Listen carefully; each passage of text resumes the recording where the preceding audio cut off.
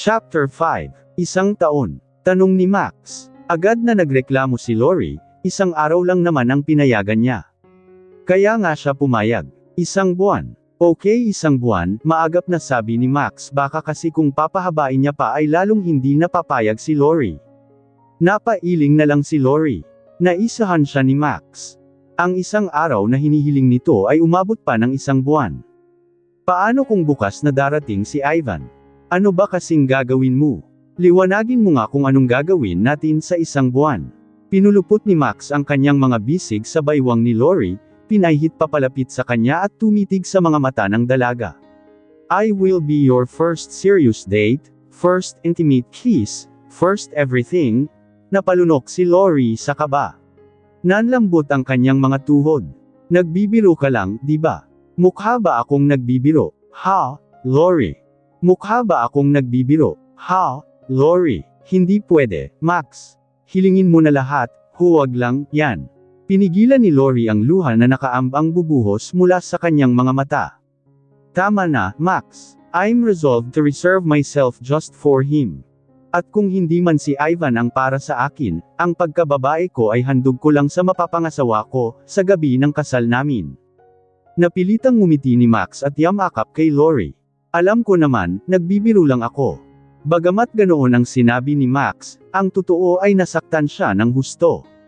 Idinaan na lang sa biro para hindi halatang masakit. Kalimutan mo na, yung sinabi ko. Isang mahigpit din na yakap ang tugon ni Lori. 2 buwan na lang at magtatapos na sina Lori at Max ng high school. Pero wala pa ring balita kay Ivan. Si Max ang may kakayahang makapag-usap kay Ivan bukod kay Annalisa dahil siya lang ang may cellphone. Naging mailap si Lori kay Max simula noong nalasing sila. May tiwala siya kay Max ngunit sa alak ay wala. Dahil naging mailap si Lori, naging ganoon din si Max. Sa sobrang pag-iwas nito, pati ang pag-aaral ay iniwasan na rin. Madalas si Max nahuhuli sa klase, ang masama pa, natuto na siyang mag-cutting class dahil sa mga barkada. Masamang impluwensya pa ang napili niyang samahan. Natuto siyang maglasing, magsugal, at makipagsuntukan.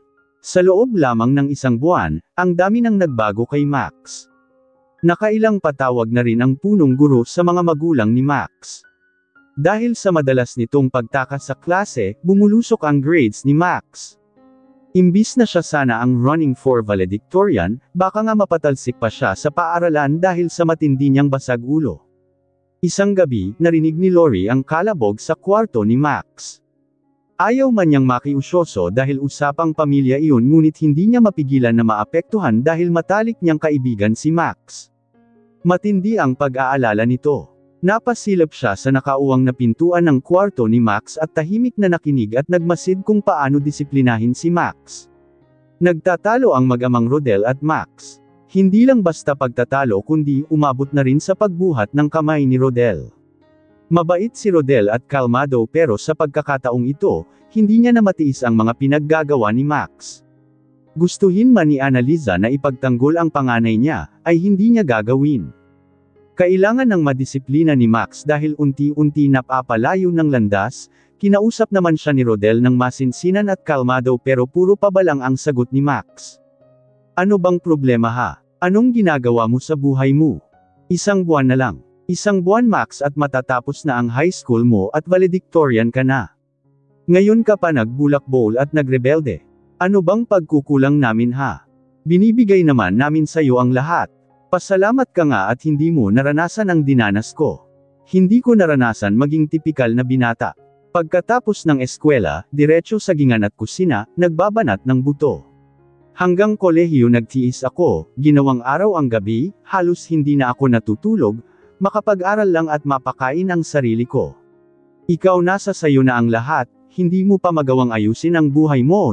Bihira lang din magsalita si Rodel at madalang siyang magalit pero dahil kay Max, sinagad nito ang pasensya niya at ubos na ang pagtitimpi. Mabuti pa ang pinsan mo, mabuti pa si Ivan, hindi naging sakit ng ulo. Kung magpapatuloy ka sa mga kalokohan mo at pagiging basag ulo, tumigil ka na sa pag-aaral mo. Si Ivan na lang ang solong magpapatakbo ng hasyenda. Dahil sa pinapakita mo sa amin ngayon, mas may karapatan si Ivan na mamahala sa buong hasyenda, dito na umalma at pumintig ang tenga ni Max. Ayaw na ayaw niyang marinig ang tungkol kay Ivan. Ni ang pangalan nito ay kinasusuklaman niya. 1/3, si Ivan na naman. Palagi na lang si Ivan. Matagal ng panahon na wala siya rito pero halos araw-araw naririnig ko ang pangalan niya. Kung gaano siya kagaling, kung gaano siya mahal ng mga taong nasa paligid niya. Mas gusto mo maging anak si Ivan. Kaya ba pinatulan mo, yung gold digger niyang nanay? Baka anak mo talaga si Ivan, gago ka ah. Isang suntok sa pisngi ni Max ang pinatikim ni Rodel sa mga sinabi ni Max. Napatikip ng bibig si Lori ng masaksihan, yun. Habang si Annalisa naman ay pumagitna na. Niyakap ang anak at inawat si Rodel. Ano ba, Rodel? Sobra na, yan. Huminahon ka. Sigaw ni Annalisa at lalong naging tensyonado ang paligid. Ayusin mo, yang bibig mo, Lorenzo. Ako ba dahilan kaya ka nagkakaganyan? O hindi mo matanggap na si Ivan ang gusto ng babaeng gusto mo? Anak ng puta naman, Max. Hindi pa ba ako sapat? Hindi pa ba sapat na nasaksihan mo sa buhay ko kung gaano kagulo naging buhay namin at pinagsisisihan ko, yang lahat dahil sa lintek na pag-ibig na, yan. Natigilan silang lahat. Ang awkward na ng paligid matapos magsagutan ng ganden ang mag-ama. Nagpakawala ng malalim na paghinga si Rodel at humawak sa kanyang batok tila makaramdam na ng pagtaas ng alta presyon. Huminahon na nga siya. Hinawakan ang balikat ni Max at seryosong tumitig sa mga mata nito. Maraming babae dyan, Max. Pag nakapagtapos ka ng maraming karangalan, nakapaghanap ng magandang trabaho, at naging matagumpay sa buhay, sila na ang maghahabol sa'yo. Maraming isda sa dagat, anak. Napangisi na lang si Max sa payo ng magulang. Taliwas kasi ang sinabi nito sa ginawa nito sa buhay. Batid naman niya na tanging ang ina niya na si Annalisa lang ang nasa puso at isip nito at kaya nga ito nagsikap at nakagawa ng masama dahil sa pag-ibig nito sa kanyang ina. Namana ni Max sa mga magulang niya kung paano magmahal ng isa lang. Pa, akala ko sa lahat ng tao, ikaw ang makakaintindi sakin, Leon lang ang sinabi ni Max at tinalikuran na sila. Mabilis ang pangyayari, huli na para tumakbo papalayo si Lori na nakikinig sa pinutuan. Nagkagulatan sila ni Max nang bumungad sila sa isa't isa matapos buksan ni Max ang pinto. Namula ang buong mukha ni Lori sa hiya at nagsalubong naman ang kilay ni Max sa pagpipigil ng galit. Nilampasan na lang ni Max si Lori at naiwan itong naumid ang dila. Pagkatapos ng misensi ng usapan na yon, lalong nagrebelde si Max. Mas tumindi ang basag ulo niya, at nalulong sa alak. Nawala na ang tayensa nitong maging valedictorian sa isang iglap. Hindi na rin malaman ni Rodel at Annalisa ang gagawin. Binigyan na lang nila ng kalayaan si Max ngunit binigyan ng ultimatum. Hahayaan siyang gawin ang gusto niya ngunit pagsapit ng kolehiyo ay magtitino na siya dahil kung hindi, ipaparehab siya hanggat magtino. Ganoon nga ang ginawa ni Max, sa araw ng graduation nila ni Laurel, ay hindi siya samipot bagkos ay uminom ng alak at kinagabihan na siya umuwi. Si Lori ang matyagang naghihintay sa kanya sa pag-uwi. Nakaabang si Lori sa tapat ng pintuan ni Max. Kung ano man ang pinagdadaan nito, sigurado siyang isa siya sa matinding dahilan kung bakit nagkakaganoon ang kababata. Kahit papaano ay cargo de konsensya niya ito at nahihiya siya sa mag-asawang Cruz. Isa siya sa dapat sisihin. Congratulations, Miss Valedictorian. Manlibre ka naman, bati ni Max na pasuray-suray pa at mapunggay ang mga mata dahil sa nakainom ito, huling paglalasing muna, yan, Max, banta ni Lori. Napangisi na lang si Max pagkatapos ay humalaklak.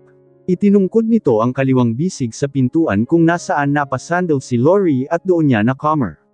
Hindi naman ako lasing, nakailang shots lang. Kinakabahan si Lori sa tuwing ganito kalapit si Max sa kanya at kaseryoso ang mga titig. Malapit na dumating si Ivan. Masaya ka na. Matapos sabihin, yun ni Max, parang naubusan ito ng lakas. Bumagsak ang ulo nito sa balikat ni Lori at yamakap. Natarante si Lori dahil wala na sa wisyo si Max. Agad niyang binuksan ang pinto at inalalayan si Max na pumasok sa loob ng kwarto nito. Pinilit niyang kaladkarin ito makarating lang ng kama, at doon binalibag si Max na wala na sa sarili bagamat gising pa ito. Nilabas ni Max ang cellphone niya mula sa kanyang bulsa at nilagay sa yulunan dahil nakakairita itong nasa loob ng kanyang pantalon. Hindi moari ni Lori ang nararamdaman, parang may bulong sa kanyang tenga na sinasabing kalikutin ang cellphone ni Max dahil naroon ang komunikasyon nilang magpinsan. Sinunod ni Lori ang kutob niya. Dahan-daang niyang kinuha ang cellphone habang nakapikit na si Max. Alam niyang masama at hindi maganda ang pangingialam sa pribadong espasyo ng iba pero hindi niya napigilan na usisin ang nilalaman ng inbox at call history ni Max. Nanlaki ang mga mata niya sa gulat at napatikip ng bibig dahil sa kanyang mga nakita maraming mga text si Ivan at madalas ang pagtawag ni Ivan ngunit puro missed call.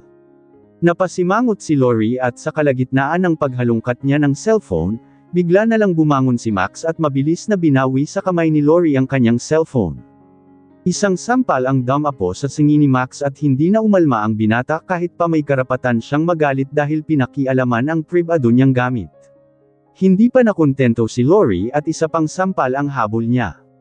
Kailan darating si Ivan? Tanong ni Lori na nagpipigil ng galit.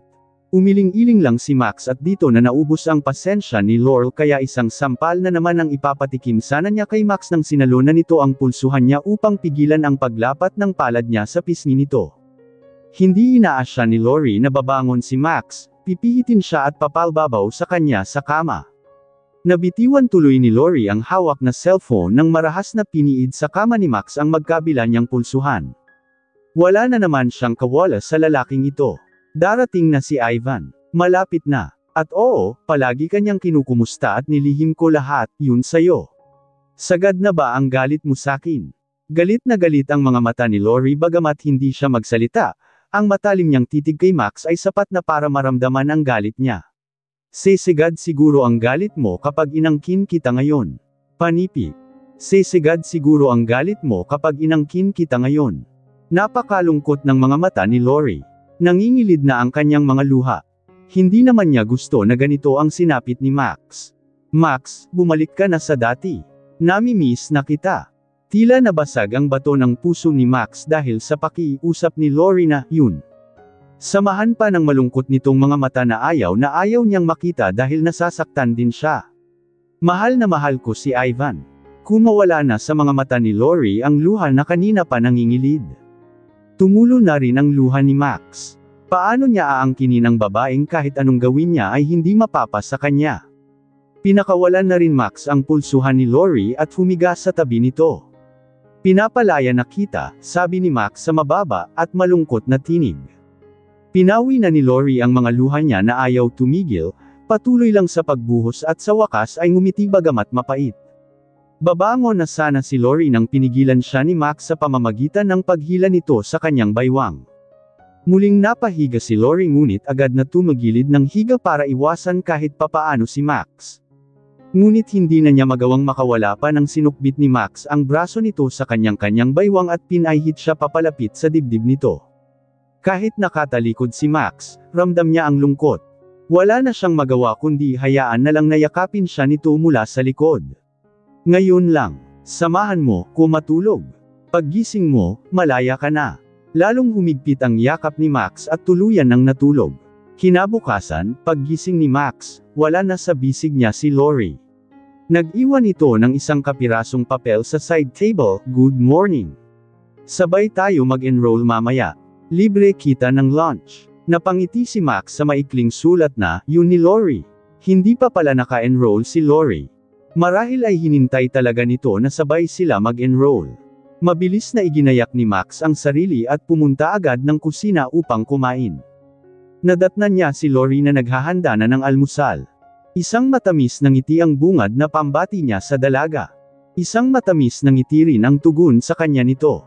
Matagal na panahon din nang umiti si Max ng ganito kasigla. Masyado pala niyang pinahirapan ang sarili sa paghabol sa taong hindi para sa kanya. Tanggap niya na, hindi talaga sila para sa isa't isa ni Lori.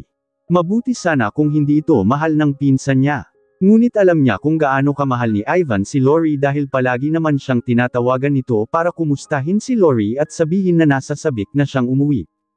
Iyon nga lang madalas ay sinasadya niyang huwag sagutin ang mga tawag at text nito. Pero hindi naman ganun kadali kalimutan at bit-iwan ang lahat. May kaunting nararamdaman pa rin si Max kay Lori.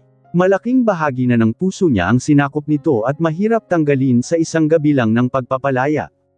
Kain na po, Senyorito Lorenzo, yaya ni Lori at humajijek.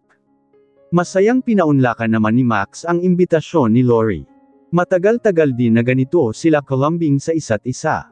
Umupo na siya at hinintay na matapos si Lori sa kanyang ginagawa para sabay na silang kumain. Masyado pang maaga, sila muna ang maunang kumain dahil pupunta sila sa bayan para mag-enroll. Bilis mo yata magbihis ah. Sa kabihis na bihis ka, mag-enroll lang naman tayo. Para kang dadalo sa birthday, sabi ni Lori. Ganoon ba, kokagwapo ngayon? Sabay tawa ni Max. Oo na lang, sagot ni Lori. Pagtapos nilang kumain, nagpaalam na sila kay Manay Lorna. Hinayla ni Lori ang kamay ni Max papuntang master's bedroom kung saan doon ang silid ng mga magulang ni Max. Nahihiyang kumatok si Max kaya si Lori na ang gumawa. Si Annalisa ang bumukas ng pinto at nagulat ito nang makita sila. Hindi inaasahan ng mag-asawa na mag-enroll si Max ngayon. Niyakap na lang siya ni Annalisa ng mahigpit pagkatapos naman ay si Rodel ang tumapik-tapik sa balikat ng anak. Wala man silang sabihin, nagkakaunawaan na sila at masayang-masaya talaga ang mag-asawa at mukhang nasa katinuan na si Max at babalik na ito sa dati. Sana nga, pinabaunan si Max ng mga magulang niya ng isang mahigpit na yakap at malaking pera. Sa Santa Fe University, hawak kamay sila Max at Lori na nagtungo sa admin office para magpasa ng kung ano-anong dokumento. Hindi sanay si Lori sa ganito kaya kailangan nakasama si Max. Matyaga silang naghintay sa pila. Mahaba ang pila dahil ito na ang last day of enrollment. Kung tutuusin, hindi na kailangang nila Lori na Max na magtyaga sa pila dahil may pribilehiyo si Lori na mauna sa anumang kurso na naisin niya dahil siya ay valedictorian. Habang si Max naman ay may pribilehiyo dahil si Don Lando ay may napakalaking donasyon sa universidad na, yun at kasama sa ibang pribilehiyo gaya nito ang pwedeng magamit ni Max. Ganoon pa man, nanatiling mapagkumbaba si Max at pumila gaya ng mga ordinaryong mag-aaral. Ano bang kukunin mong kurso? Tanong ni Lori. Kahit ano. Kung anong kukunin mo, iyon din ang akin, sagot ni Max. Hala, bakit naman? Max, ang dapat mong kunin ay, yung kung saan ka sasaya at gusto mong ay na passion o trabaho. Kahit ano naman siguro, gusto ko sana mag-doktor para matuwa si mom pero masyadong matagal, yun, wala akong pasensya mag-aral ng ganun katagal. Ikaw, ano ba kukunin mo? As psychology sana, gusto ko rin mag-doktor at maging professional pero, yun nga masyadong matagal at mahal. Kailangan ko na agad makapagtapos. Kaya mag-education ako. Pareho rin naman professional ang labas ko noon, mahabang paliwanag ni Lori. Ilang oras na at nasa kalagitnaan pa lang sila ng pila. May grupo ng mga babae na masayang bumati kay Max. Mga 4 sila, mga mukhang anak mayaman na spoiled brats. Max, dito ka rin ba? Oh gosh, anong course mo? We're taking up mass comm, sama ka na samin, malanding sabi ng isang babae na mukhang mannequin sa tangkad at payat. Pero maganda dahil nadala ng kolorete sa mukha. Giliw na giliw silang kinakausap si Max. Nakilala pala nila ito sa party na puro inuman ng mga anak mayaman na walang ginawa kundi lustayin ang yaman ng magulang. Nalilang si Lori dahil sa kanyang ayos ay walang-wala siyang panama. Simpleng bistayda na itim ang kanyang suot at walang halong kolorete sa mukha o kung ano-anong abubot sa katawan, walang mamahalin na bag o sapatos kundi ang suot nitong bracelet na bigay ni Ivan.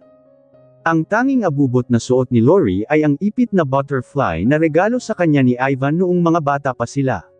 Puro ismad, irap, at mapanghasgang tingin ang pinukol ng mga babae kay Lori dahil nakahawak ang kamay ni Max sa kanyang kamay. Sinadya ni Max na ipakita sa mga ito na mahalaga sa kanya ang babaeng hinahamak nila ng tingin. Pakilala mo naman kami sa katulong mo, Max, sabi ng isang dalaga at pinigilan ang kanilang mga tawa. Bakit ganyan, yang ipit mo, girl? Jenny, donate mo na kaya, yang hairpin mo. Yeah, girl. Masyadong outdated na, yung mga ganyang hair clip.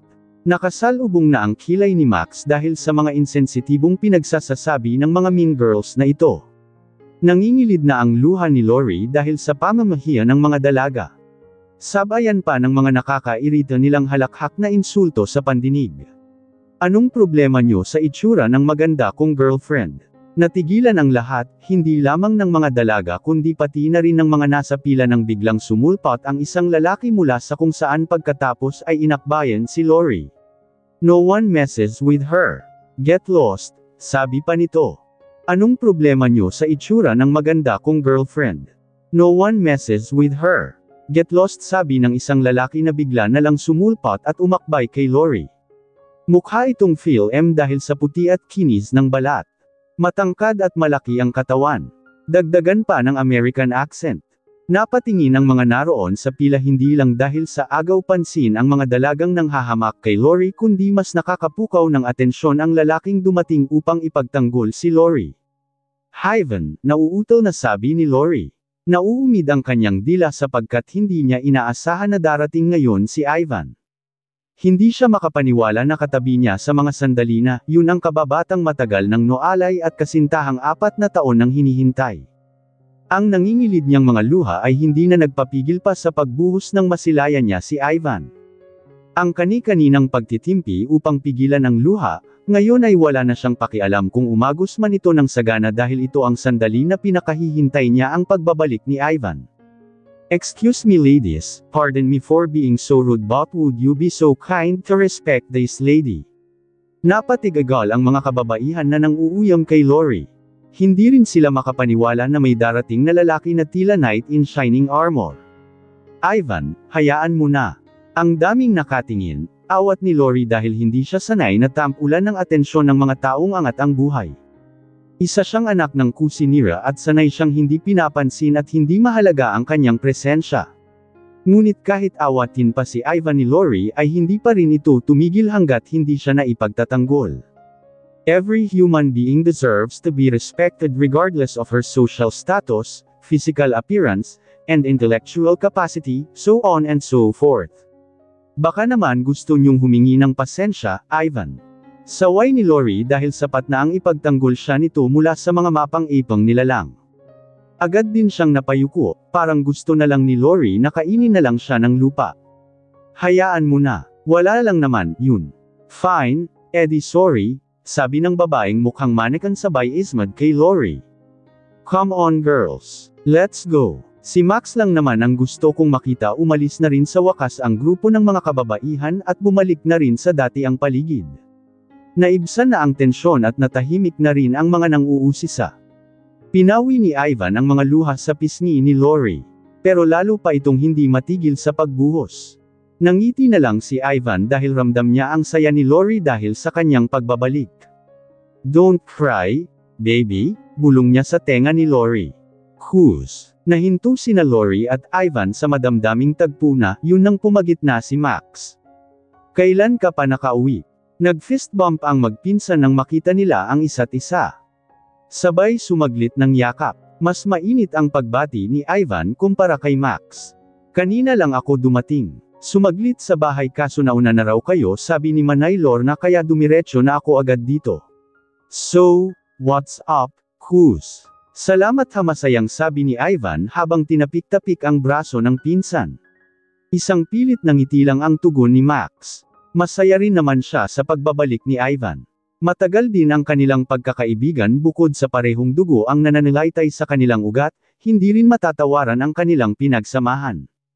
Ngunit may kung anong pakiramdam ang nararamdaman ni Max dahil sa presensya ni Ivan. Kung anuman, yun ay siya lang ang nakakaalam. Mag-e-enroll ka rin ba? Dito ka rin ba mag-aaral? Anong course mo? Sunod-sunod na tanong ni Lori. Halata sa mukha at tono niya ang pananabik na makasama si Ivan. Ngumiti na abot tenga si Ivan at tumawa pa dahil sa tuwa na makita ang masayang mukha ni Lori, mukha siyang cute na kuting. Ayaw mo ba? Biro ni Ivan kaya napasimangot si Lori at tumuls ang nguso. Siyempre nandito ang girlfriend ko, kaya dito ako. Napayuko muli si Lori para itago ang pamumulan ng kanyang pingle. Ano bang course mo? Tanong ni Ivan. Ha? E-education sana. Alright, same pala tayo, sabi ni Ivan. Nagulat si Lori dahil magiging magkaklase na naman sila nina Ivan at Max gaya noong nasa elementarya pa sila. Parang bumalik sila sa nakaraan at talaga namang nakakasabik, yun. Naka-enroll ka na ba? Hindi pa kasi kami nakakapag-enroll ni Max. Hindi pa rin ako. Kaka-rating ko lang ng Pilipinas. Napahimas ng baba si Ivan, tila may iniisip. Bakit ngayon lang kayo nag-enroll? Kapwa natahimik sina Lori at Max. Ang dahilan kasi ni Lori ay hinihintay niya si Max na mag-enroll na muntikan pang ang hindi matuloy dahil sa pagre-rebelde nito. Hinihintay ka namin, Kus. Para sabay-sabay na tayo, sabi ni Max at napatango-tango na lang si Ivan. Sinadya talagang magpahuli ni Ivan sa pag-enroll dahil gusto niyang maging kaklase si Lori. Tamang-tama naman ang naging timing niya. Ilang minuto rin silang pumila at natapos din silang mag-enroll. Lahat silang tatlo ay education ang kursong kinuha. Matapos mag-enroll ay nagkayayaan kumain sa labas. Matindi ang pagtanggi ni Max kahit na pinipilit siya ni Lori na sumama. Hindi na, para sa inyong mag-boyfriend ang araw na, kaya sulitin nyo. Makakaistorbo lang ako. Aalma pa sana si Lori ngunit hindi na siya nagpumilit pa nang hinawakan na ni Ivan ang kamay niya. At tuluyan nang umalis si Max. Nang nasa mall na sila Lori at Ivan, magkahawak kamay silang naglalakad.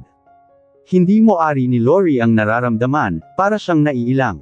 Lalo pat pinagtitinginan sila ng mga nakakasalubong nila. Ang totoo, si Ivan lang talaga ang tinitigan dahil bukod sa agaw pansin ang tangkad nito ay mukha siyang Hollywood actor. Kaya binawi niya ang kanyang kamay mula sa holding hands nila ni Ivan. Hanggang sa pagkain nila ay hindi mapakali si Lori. Ang laki kasi ng pinagbago ng itsura ni Ivan. Mas lalo siyang gamwapo at nakakailang ang nakakatunaw nitong titig sa kanya. Lori, hindi ka ba masaya na makita ako? Tanong ni Ivan habang sila ay kumakain. Napahinto si Lori sa pagsubo at napayuko dahil hindi niya matagalan ang titig ni Ivan na nasa tapat niya. Lalo pat hinawakan nito ang kamay niya na nakalapag sa mesa. Nangiti siya nang mapansin ang bracelet ni Ivan na bigay niya noong bago ito umalis papuntang States. Nakakatuwa dahil hanggang ngayon ay na-preserve niya ito. Hinimas-himas ni Ivan ang diamanteng bracelet na bigay nito. Walang salita ang makakapag-describe kung gaano ako kasaya na bumalik ka na, sagot ni Lori sa tanong ni Ivan. Biglang tumulo ang luha niya. Matagal niya kasing hinintay ang oras na ito. Hapon na nang makauwi sila Ivan at Lori. Masayang binati si Ivan nina Annaliza at Rodel at ng buong Hacienda Montero dahil sa kanyang pagbabalik. Si Max lang ang wala dahil hindi pa rin daw umuwi. Kung saan ito naroon sa mga sandali na, yun ay walang nakakaalam. Kinagabihan, kapwa hindi makatulog sina Ivan at Lori. Sila lang ang gising pa kaya pumunta sila sa veranda at doon uminom ng gatas at nag-usap gaya ng ginagawa nila noong mga bata pa sila. Matapos lagukin ni Lori ang isang baso ng gatas, tumayo siya sa railings at tumingin sa mga bituin sa langit. Sinundan siya ni Ivan at tinabihan. Pinunasan ni Ivan ang gatas na nasa labi ni Lori.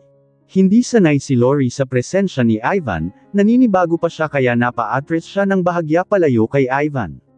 Hinablot ni Ivan ang pulsuhan niya kaya wala siyang nagawa kundi harapin ito. Kumabog ang dibdib ni Lori. Kakaiba ang tensyon na naramdaman niya. Naging kayo ba ni Max? May nangyari ba sa inyo? Seryosong tanong ni Ivan. Biglang natawa si Lori. Ano bang pinagsasasabi mo, Ivan? Seryoso pa rin ang mga mata ni Ivan. Mahal ka ba niya? Nanligaw ba siya? Napangisi na lang si Lori at bumantong hininga dahil sa iniisip ni Ivan. Ivan, ano bang tanong, yan? Mahal ka niya, di ba? Bakit hindi mo, sagutin? Natigilan si Lori dahil nakakatakot na ang seryosong mga mata ni Ivan. Naging kayo ba ni Max? May nangyari ba sa inyo? Mahal ka ba niya? Nanligaw ba siya? Mahal ka niya, di ba? Bakit hindi mo, sagutin? Sunod-sunod na tanong ni Ivan na kinairita ni Lori. Seryoso ka ba? Saka tayo ba talaga damit, Lori?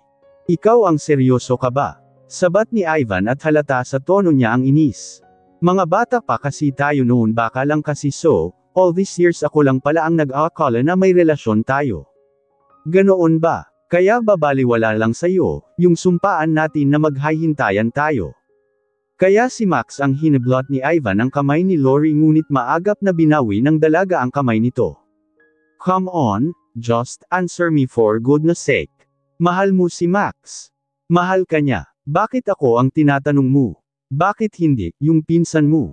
Tinalikuran na ni Lori si Ivan dahil ayaw niya ng ganitong usapan. Habang maaga pa ay umiiwas na siya at baka lalo pang lumaki, lumala, at kung saan pa mapunta ang pagtatalo nila. Pero hindi siya papakawala ni Ivan hanggat hindi niya nasasagot ang tanong nito. Lori, mariing sabi ni Ivan nang magharap muli sila. Bakit hindi mo ako masagot? Mahirap bang aminin na may relasyon kayo? Wala kaming relasyon. Never naging Camille okay na. Hiyaw ni Lori. Then why can't you answer me right away? Because it makes no sense. Pinaparatangan mo ko ng ganyan. Wala ka bang tiwala sa akin? Biglang huminahon si Lori matapos magpakita ng masidhing emosyon. Tumulo bigla ang luha niya. Saka malay ko ba na seseryosohin mo ang tulad ko? Maraming dalaga na maganda sa Amerika. At ako nakita mo naman kanina, kung gaano kababa ang tingin nila sakin. Napahingang malalim si Ivan. Marami siyang gustong sabihin ngunit yakap lang siguro ang kailangan ni Lori para iparamdam kung gaano siya kahalaga. They are full of themselves. Mas maganda ka sa kanila, ano, ikaw lang ang nag-iisang maganda. Bakit ka nag-iisip ng ganyan? Ikaw lang ang gusto ko, Lori. Ikaw lang ang mahal ko. Hindi naman ako magtitiyagang maghintay sa'yo ng 4 na taon. At kung hindi ikaw ang gusto ko, sana hindi na ako bumalik. Humigpit ang yakap ni Lori kay Ivan at umiyak ng umiyak sa dibdib nito. Hinintay din kita, kahit na parang wala ka nang pakialam sakin. Kahit hindi mo na ko tinatawagan. Napakuyom ng kamao si Ivan. Hindi siya nagkulang sa pagtawag. Palagi niyang tinatawagan si Max para makausap si Lori ngunit laging sinasabi ni Max na abala ito sa eskwela dahil seryoso ito sa pag-aaral. Palagi rin siyang hindi sinasagot ni Max. It makes all sense now, sa isip ni Ivan. Sinadya talaga ni Max ang lahat. Iniwas nito si Lori sa kanya. Kinabukasan, sabay sina Lori at Ivan nag-almusal. Si Lori ang nagluto ng kanilang kakainin. Isa ito sa na-miss ni Ivan, ang Filipino breakfast. Lalo na ang tapsilog na may sukang sinamak. Nasaan si Max? Tanong niya kay Lori bago sila kumain. Hindi ko alam. Hindi yata siya umuwi. Hayaan mo siya, palagi naman niya, yun ginagawa. Marami siyang barkada na gaya niyang anak mayaman. Tumanggaw-tango na lang si Ivan at tumahimik hanggang matapos silang kumain. Ayaw niyang pag-isipan ng masama ang pinsan niya. Kahit na inggit at selos na selos siya kay Max dahil sa 4 na taon, nakasama niya si Lori.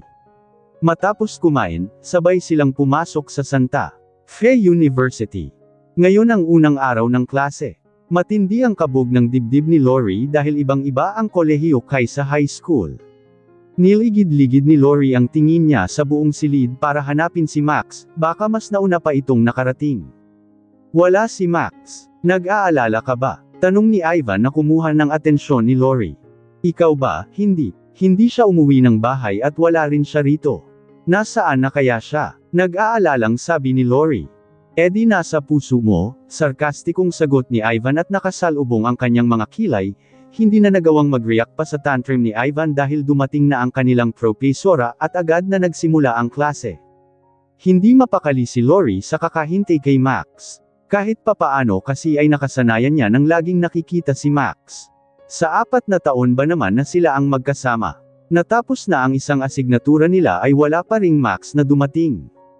Lilipat na sina Lori ng ibang silid at habang naglalakad sila ni Ivan sa hallway ay narinig nila ang halakhak ni Jenny, yung babaeng mukhang mannequin na pinagtatawanan si Lori sa pila.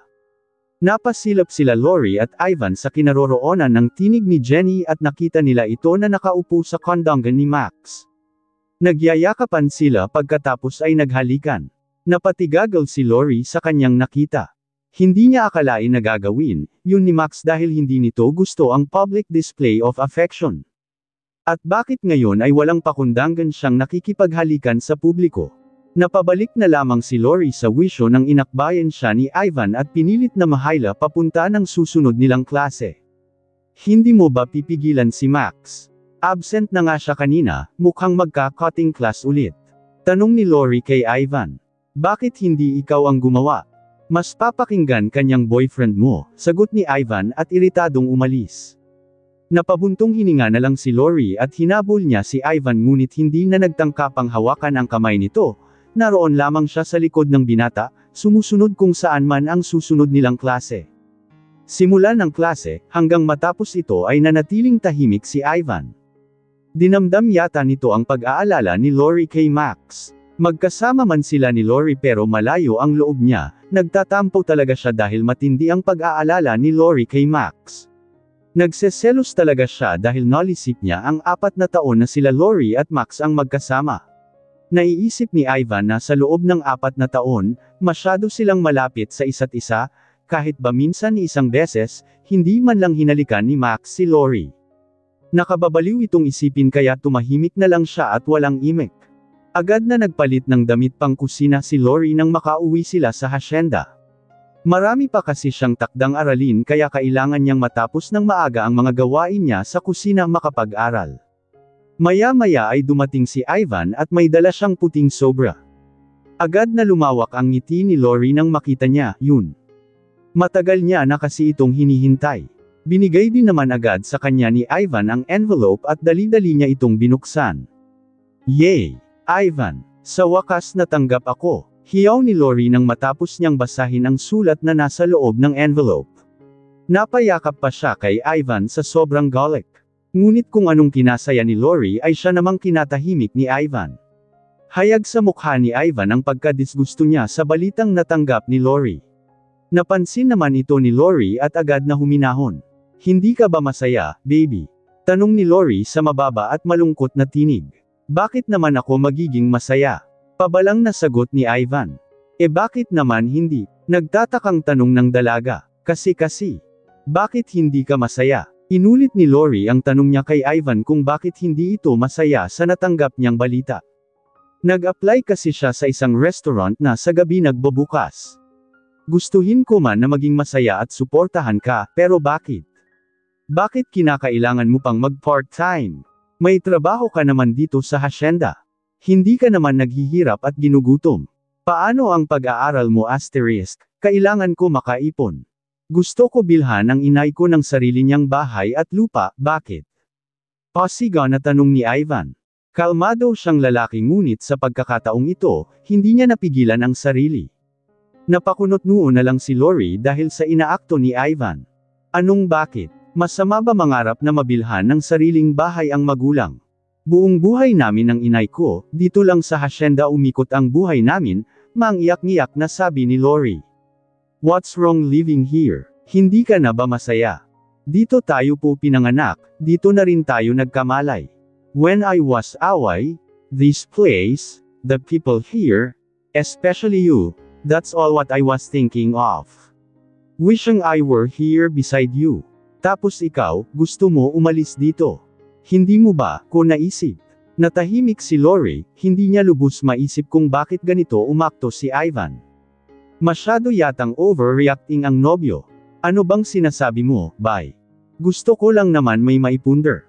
Magkaroon ng sariling bahay so, paano ako? Wala kang plano sakin. Anong silbi ko? Kapag nakapagtapos na, ako na ang magpapatakbo nitong kalahati ng hasyenda at plantasyon. Hindi mo na kailangan ng sariling lupa, unless. Natigilan si Ivan at binulong na lang ang susunod na sasabihin. Unless, ibang lalaki talaga ang gusto mong makasama habang buhay. Huminahon na sila pareho at napaupo na lang si Lori. Nakakapagod din, yung palagi nilang pagtatalo ni Ivan, kaka-rating lang nito ay puro na agad sila away. Ivan, wala na akong ibang lalaking naiisip na makakasama habang buhay kundi ikaw lang for real. Sarkastikong sagot ni Ivan at ngumisi. Ayaw ko matulad sa mama mo. Hindi ka ba nasasaktan para sa mama mo, sinasabihan na Magdalena? Gold digger, social climber, hindi ka ba nasasaktan? Nawala ang nakakairitang ngisi ni Ivan. Hindi ka naman gold digger, social climber, bakit ka masasaktan? Hindi mo na mababago ang tingin ng mga mapanghasgang tao sa paligid natin. Masama ba mangarap para sa amin ng nanay ko? Gusto ko rin bago tayo makasal, maging profesional ako para kahit papaano ay maging karapat-dapat sa'yo. Hindi na pinatapos ni Ivan ang sasabihin ni Lori. Bigla na lang niya itong hinayla patayo at niyakap. Ano ba, yang pinag-iisip mo, proud boyfriend here? Their opinions, mahalaga ba, yun? For at the end of the day, tayo naman ang magsasama. Sige na, pinapayagan na kitang magtrabaho. Basta't sundo at hatid kita. Pinawi na ni Lori ang kanyang mga luha at kumalas sa yapos ni Ivan. Kahit papaano ay napangiti siya dahil sa sinabi nito. Pinaramdam sa kanya kung gaano siya kahalaga at kaganda. Suportado rin siya nito. Hindi napigilan ni Lori na halikan si Ivan sa labi ng mabilis at pagkatapos ay ngumiti. Nawala ang ngiti ni Lori at napalitan ng gulat nang biglang pinulupot ni Ivan ang bisig nito sa kanyang baywang at walang sabing lamapat ang labi nito sa kanyang labi. Hindi niya magawang gumalaw ni ang mag-isip. Hinahalikan ba siya ni Ivan? Naramdaman na kasi niya ang malambot na labi nito at ang dahan-daang kinakagat ang kanyang pang-ibabang labi. Ang dila nito ay unti-unti na ring naglilikot sa loob ng kanyang bibig, hinahanap ang kanyang dila. Nanlalambot ang kanyang mga binti lalo na nang marinig ang nakakaakit na hilinghing ni Ivan na parabang sabik na sabik sa kanya. Lori Ann, I love you, pilit na kumawala si Lori mula sa yakap ni Ivan. Ngayon nag-sink in sa utak niya ang ginawa nito. Hindi inaasahan ni Ivan na lalapat sa pisngi niya ang palad ni Lori. Ano bang ginawa niya para masampal? Natural lang naman na naghahalikan ang magnobyo. Imbis na magalit ay natarante siya dahil umiiyak si Lori. Bakit mo ko hinalikan? I'm reserving my lips for our wedding day. Umiiyak na sabi ni Lori at panay tulo ang luha niya. Muli siyang niyakap ni Ivan at idiniin ang ulo niya sa dibdib nito. Sorry, not sorry. Ibig sabihin ba niyan, hindi ka pa hinahalikan ni Max? Kinurot ni Lori ang likod ni Ivan, naiinis sa lalaking ito. Of course not. Ano bang iniisi hindi na nagawang tapusin ni Lori ang sasabihin ng muli siyang hinalikan ni Ivan? Mas marubdob, mas mainit. Napakapit si Lori sa batok ni Ivan dahil nangangatog na ang kanyang mga binti. Nadadarang na siya ng init ng kanilang halikan ni Ivan. Masarap palang makipagsabayan. Kumapit sa magkabilang hita ni Lori si Ivan at binuhat si Lori. Napaangkla ang mga binti ni Lori sa baywang ni Ivan. Sa sobrang init ng kanilang halikan ay napabuhat si Ivan at dinala niya si Lori sa ibabaw ng mesa at hinaga doon. Doon niya ito pinaghahalikan. Lori, pakidalhan mo nga kami ng kapwa. Natigilan sina Lori at Ivan nang biglang pumasok si Max at nahuli silang naghahalikan. Napabangon agad si Lori at literal na napatalon mula sa mesa dahil sa gulat. Pulang-pula ang buo niyang mukha habang si Ivan naman ay napangisi habang pinapawi ng hinlalaki niya ang marka ng lipstick ni Lori sa gilid ng kanyang labi. Naumid ang dila ni Max. Ang sakit ng kanyang nadatnan. Ang totoo kasi niyan, siya sana ang gustong pagselusan si Lori at ipakita na nakamove on na siya sa dalaga. Max, anong kailangan mo? Nauutol na tanong ni Lori dahil sa hiya.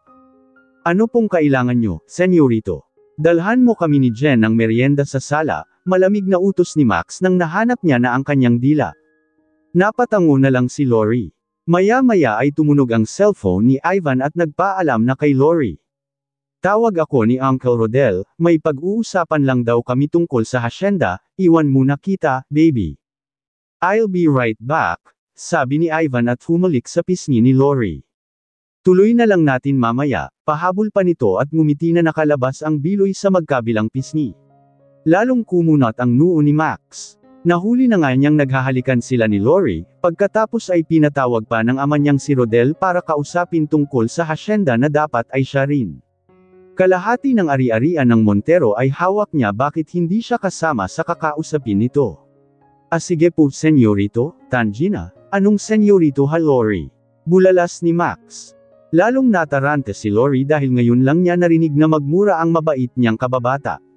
Sorry po, maghahanda na po ako ng merienda nyo. Hindi mawala ang linya sa noo ni Max dahil sa inis nito.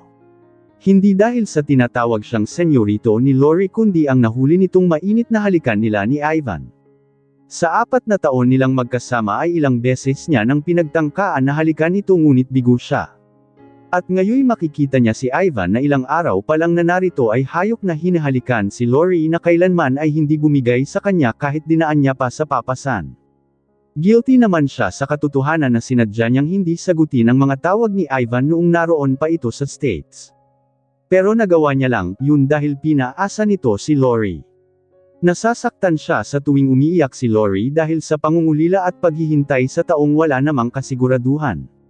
Agad na tumalima si Lori sa utos ni Max at pagdating naman niya sa sala ay wala ito. Ang naroon lang ay si Jen na nakakrus pa ang mga binti na nakaupo sa sofa. Nakakibot balikat at pinasadahan siya ng tingin simula ulo hanggang paa. Biglang nahiya si Lori sa kanyang ayos. Gulo-gulo ang kanyang buhok, hulas na ang kanyang lipstick, at ang damit niya ay napapatungan ng apron, uniforme ng isang silbidora. Hindi naman niya kinahihiya ang estado niya sa buhay ngunit nakakapanliit talaga ng pagkatao sa tuwing tinitigan siya ng ganoon. I don't drink orange juice. Can you please change it to green mango instead? Utos sa kanya ni Jen. Walang angal na sinunod niya ang bisita. Wala siyang karapatang magreklamo dahil trabaho niya ito. Oh, not too sweet and not too sour, okay. And please make it faster, habol pa nito. Mabilis pa sa 4:00 at bumalik din agad si Lori kay Jen at hinain ang utos nitong green mango juice. Marami pa kasi siyang gagawin sa kusina na hindi niya nagawa dahil kay Ivan.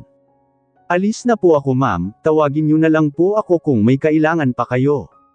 Pagkatapos ay lapag ni Lori ang baso ay yumuko na siya tanda ng pag-alis niya.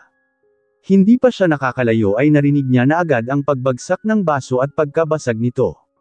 Oh shoot! Narinig niya mula sa kanyang likuran ang marteng pagkakasambit ni Jen. Nakaikot ang mata niya dahil halata namang sinadya ito ni Jen para siya pahirapan. Can you linis na this, Lori? Baka kasi masugatan ako sabi ng buwisita. Napabalik si Lori sa kinaroroonan nito at lumuhad para damputin ang mga nagkalat na bubog ng baso. Bago pa lamapat ang mga tuhod niya sa sahig para lumuhad at damputin ang mga bubog, may kamay na humila sa kanyang braso. Huwag mong pupulutin, yan. Hayaan mo, yang mangkukulam na, yan ang maglinis niyan, ang sabi ng tinig.